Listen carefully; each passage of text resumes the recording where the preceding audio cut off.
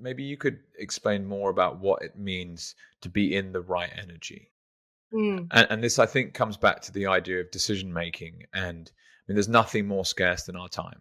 And so how we choose to spend our time is the ultimate economic decision. But how do you know if you're making the right one? Yeah. And what you're talking about is being in the right kind of energy as a signal that you're heading in the right direction. So help someone understand what that really means. Mm. Okay. So I use this explanation or this concept of mind the gap. So we have a gap in the pain, or we have gaps in between pain. And because everything's connected, we're connected to nature, we will cycle through this. We will be thrown into the gap in the pain and the gap in between the pain. So an example would be you get sick. And people with health anxiety go, oh my gosh, like, what is this? Is this going to get worse? Am I ever going to go back to work? Do I have cancer?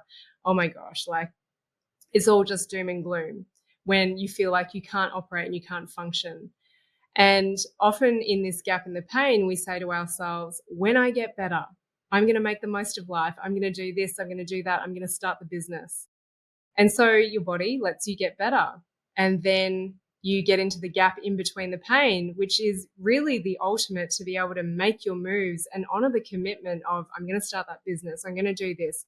I'm going to experience and I'm going to travel, whatever it might be. But quite often what happens is we just get sucked back into life and we don't honor that commitment in the gap in between the pain. We don't go and do the thing that we say we were going to do. And so I say to people that this actually builds a mistrust between your mind and your body. You know, we say, give me the message that my experience has for me. And then your body gives it to you in the form of a release or some divine channel download. It gives you the message and then you don't do anything with that message. So we start to build that mistrust. So that's like one sort of analogy of, you know, how can we make these move forwards? The other thing is that I find that people, when they keep on cycling between this gap in the pain and the gap in between the pain, is that they have never spent time to create a vision. Now, again, I want people to do this from a more empty emotional cup, not emotionally charged. I want people to create a vision. So what happens is if you're feeling down in the dumps, you're questioning what's going on, you can go back and you can read your vision and you can remember, what is the bigger picture that I'm here for? And trust I'm going to get out of this. And when I'm again in that gap in between the pain, I'm going to hit these goals. I'm going to make this bigger vision of the life that I desire actually happen.